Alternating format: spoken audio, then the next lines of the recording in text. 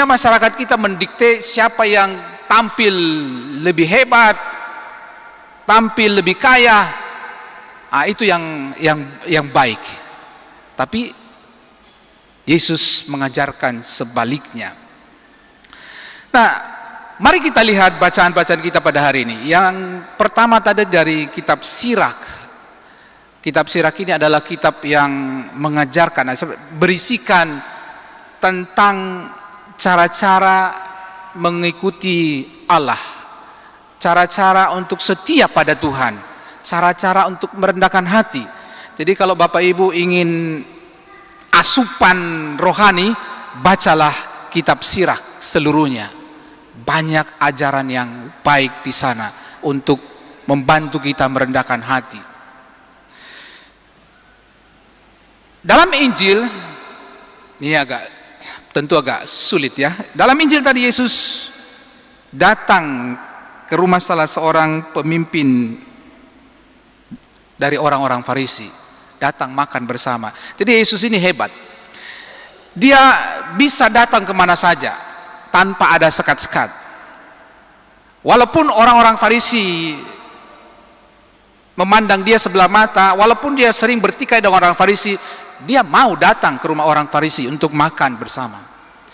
Nah, tapi katanya tadi di awal bahwa semua yang hadir di situ mengamat-amati dia. Jadi tetap perselisihan itu ada di antara, atau paling tidak orang-orang Farisi melihat Yesus sebelah mata karena mereka mengamat-amati Yesus untuk melihat suatu tindakan untuk mempersalahkan dia. Tapi Yesus ternyata juga mengamat-amati mereka semua. Apa yang diamati Yesus, apa yang diperhatikan oleh Yesus adalah mereka yang berusaha duduk di tempat terhormat. Jadi sama seperti di masyarakat kita, kalau ada acara kondangan begitu, ada tempat terhormat ya? Mereka juga ada. Dan pada zaman itu orang berusaha duduk di tempat terhormat itu, apalagi kalau dia merasa dekat dengan tuan rumah. Tapi Yesus mengatakan, kalau kamu diundang, jangan duduk di tempat terhormat ya? Dan seterusnya tadi kita dengar tentu ceritanya. Nah, hal yang sama disampaikan juga pada yang mengundang pesta. Kalau engkau mengundang pesta, jangan mengundang saudara-saudaramu, keluargamu, teman-temanmu, sahabat-sahabatmu, karena mereka akan mengundang kau balik. Jadi kau tidak dapat upah. Nah, kalau kau mengadakan pesta, undanglah mereka yang tidak punya apa-apa. Tentu ini sesuatu yang aneh bagi para pendengar Yesus pada saat itu. Tidak mungkin itu bisa mereka lakukan.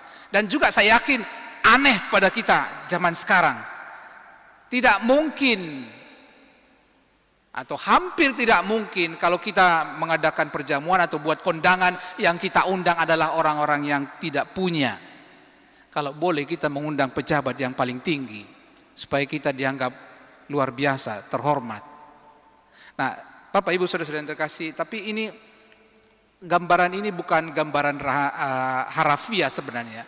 Jadi yang dimaksudkan oleh Yesus di sini adalah dalam ajarannya ini dia mau menekankan tentang perjamuan surgawi juga. Jadi walaupun dia menyampaikan peristiwa dunia, tapi di baliknya itu Yesus menawarkan juga peristiwa perjamuan surgawi. Tadi dalam bacaan kedua kita jelas mendengarkan bahwa berbahagialah kamu yang datang ke Bukit Zion, Yerusalem surgawi.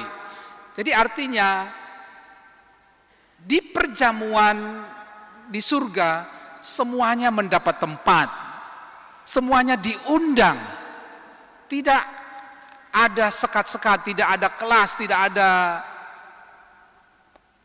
orang-orang yang lebih terhormat dari yang lain, lebih kaya daripada yang lain, semuanya sama. Jadi itulah yang ditawarkan pada kita.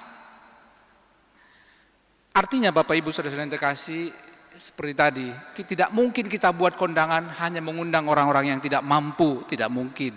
Tapi artinya marilah kita juga memberi perhatian pada mereka, memberi mereka makan. dengan cara kita sendiri. Jangan kita hanya puas dengan mengadakan acara untuk diri kita sendiri. Jangan kita hanya bahagia kalau sudah membuat acara untuk kalangan kita sendiri.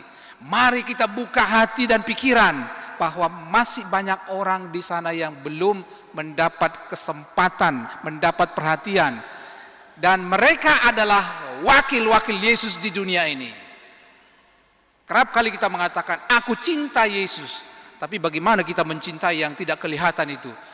Mari kita mencintai yang kelihatan itu, yang adalah Yesus, atau dalam diri mereka Yesus kita temukan. Tentu kita masih ingat waktu Yesus mengatakan, apapun yang kamu lakukan terhadap saudaraku yang paling kecil ini, engkau melakukannya untukku. Jadi kalau kita percaya akan sabda itu, mari kita lakukan. Dan itulah jaminan kita untuk ikut dalam perjamuan abadi di surga. Itulah bukti bahwa kita rendah hati.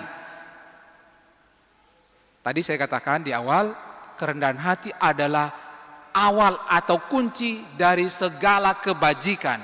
Kalau kita mau melakukan yang lebih, mari kita rendah hati. Mari kita berusaha. Ya, sekali lagi, jangan pernah berpuas diri dengan kebahagiaan sendiri, kesenangan sendiri. Itu bukan Kristiani, itu bukan ajaran Yesus. Ajaran Yesus adalah untuk kita berani peduli terhadap orang lain demi Yerusalem surgawi, bukan hanya hidup di dunia ini. Bapak Ibu Saudara yang terkasih, mari kita belajar, selalu belajar. Mari kita selalu melatih diri untuk merendahkan hati. Amin.